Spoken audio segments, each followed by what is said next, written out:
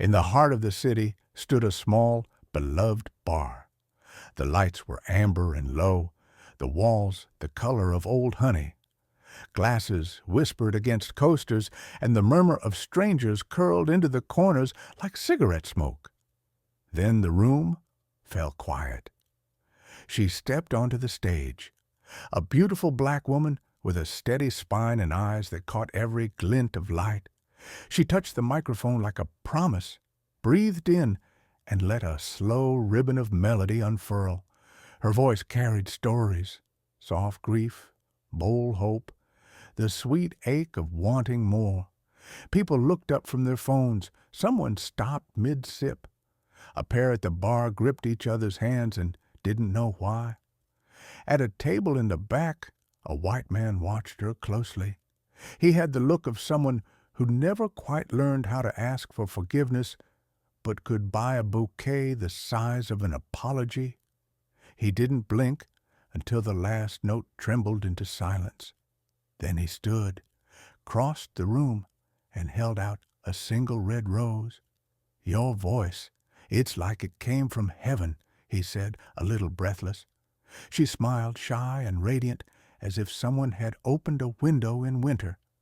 He came back the next night, and the one after, each time a different gift, a small book with turned-down pages and a scribbled note, a delicate chain that caught the light just so, a perfume that smelled like early summer after rain. He learned her set list by heart. He clapped too long, laughed too late, and remembered the exact spot on the song where she always closed her eyes. They began to talk after hours, while the staff wiped the tables and tipped chairs onto their legs like sleeping foals. He told her he had grown up quiet, that success had taught him to speak louder than he felt. She told him singing was the only thing that made the world make sense. He looked at her as if she were already a miracle, and all he had to do was not ruin it. Weeks turned into a rhythm. She sang. He listened. They walked home in a city that glowed like a low ember.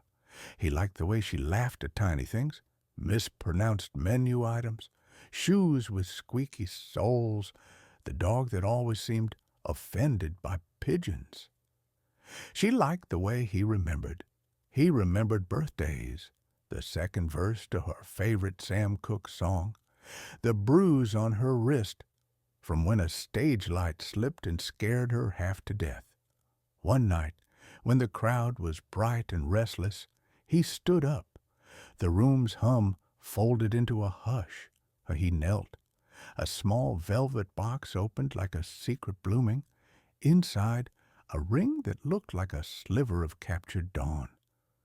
"Will you marry me?" he asked, voice trembling. "Will you make me the happiest man alive?" The audience exploded into applause. Her hand flew to her mouth. Tears rimmed her lashes.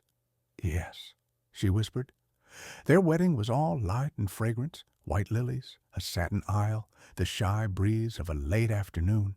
She wore a dress like a wave, clean and strong. He wore a dark suit that made him look taller, surer.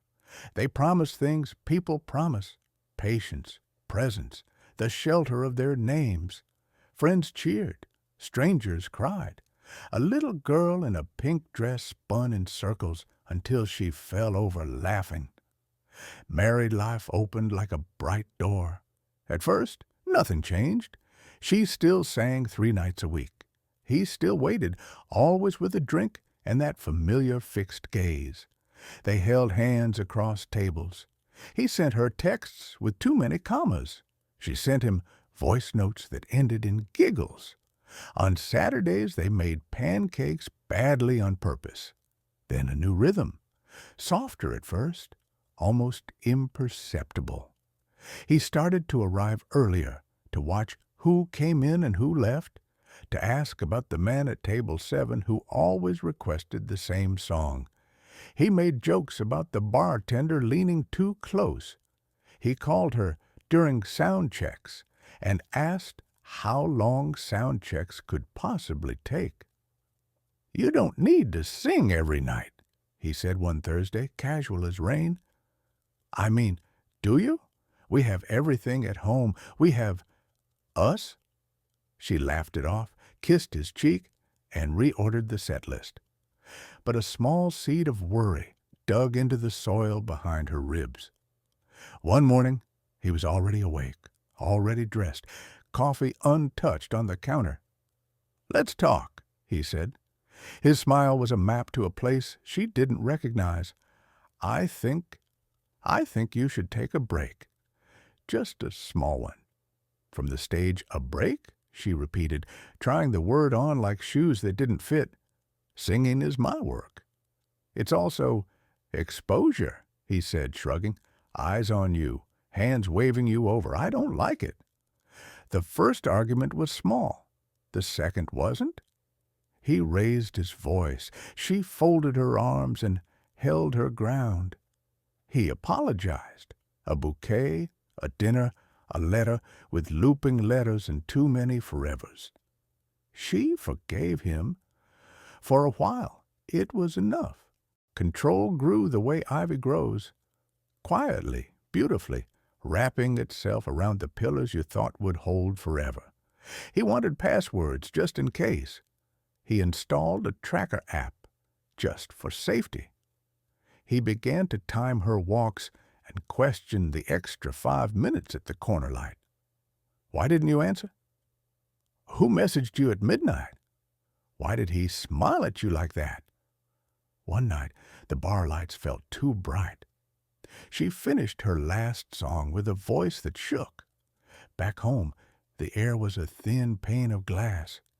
He asked a question that didn't feel like a question. She gave an answer that didn't feel like hers. He stepped closer. She stepped back. The world tilted. His hand, a sudden crack of thunder where there had been only rain. Silence.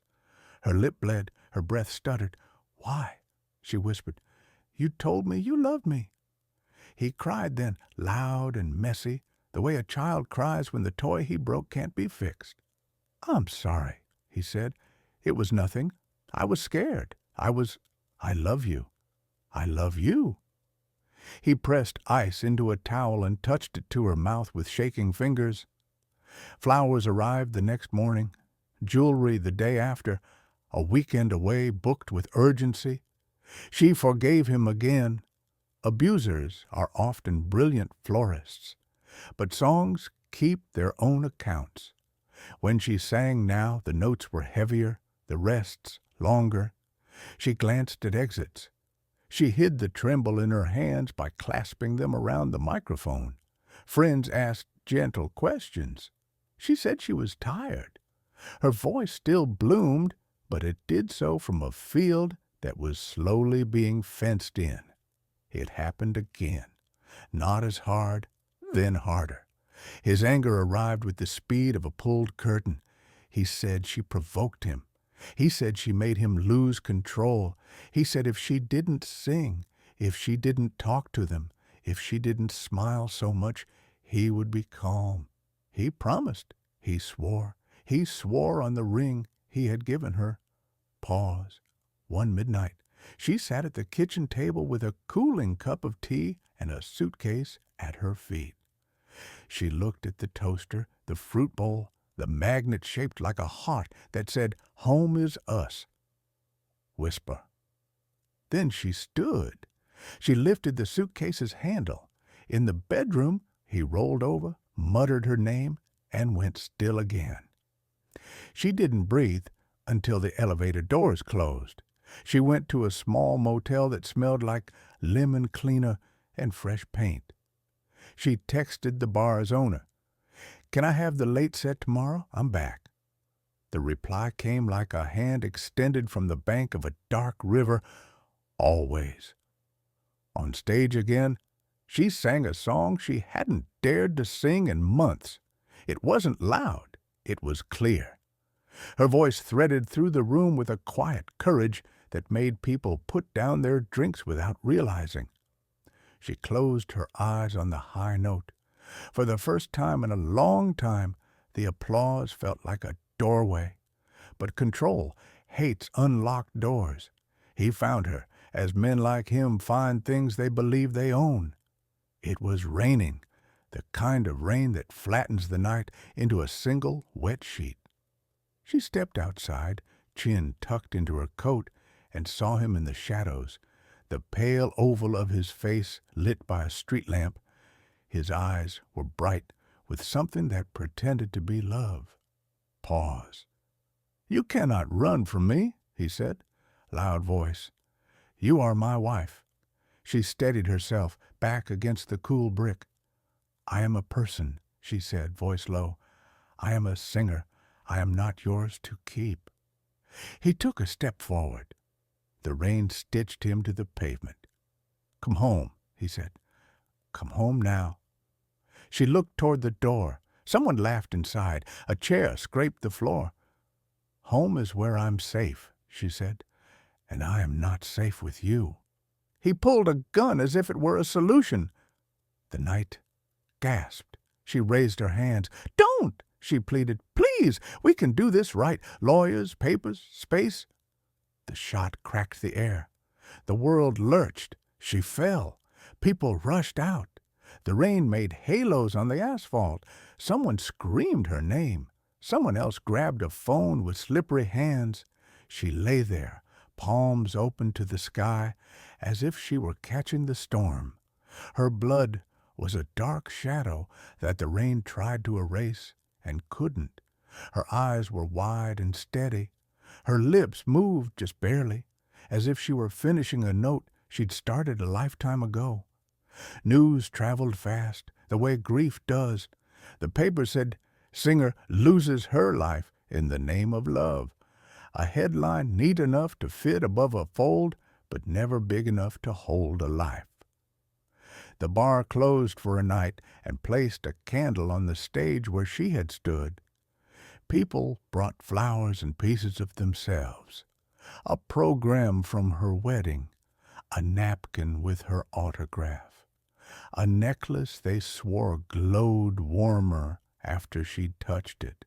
Someone started a fundraiser in her name for shelters and safe houses.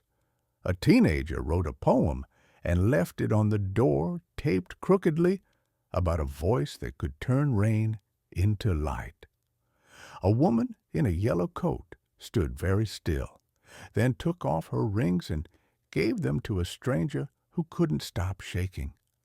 The bartender, who always smiled too big, stopped smiling at all. The white man who had watched her, loved her, silenced her, was led away in cuffs that clicked like the world closing. Neighbors said they were shocked. Friends said they were not. People spoke about jealousy, about control, about warning signs we are taught to call devotion. The city returned to its business, but the bar kept the candle lit. If you stand there now, if you close your eyes, you can almost hear her. The swell of a chorus, the soft landing of a verse, the brave way she held a note like it was a lighthouse, and she, the ship, steering home. You can hear the room fall quiet, feel the hush before the applause, sense the tremble of a universe that should have learned long ago the difference between love and ownership. She sang to be free. She sang to belong to herself. She sang because singing turns a room full of strangers into a single heartbeat. She sang until the night turned cruel. She sang even then. This is not only one woman's story. It is 1,000 names spoken softly in kitchens and stairwells, 1,000 phone calls unanswered, 1,000 doors that should have opened sooner. It is a warning, a prayer, a vow we owe each other. Love should never mean violence. Home should never mean harm. No vow gives anyone the right to break a body or dim a voice. If you are listening and the words settle somewhere private and painful, please hear this. You deserve safety. You deserve the door that opens, the friend who believes you, the stage where you are only yourself and never a possession. You deserve to finish your song.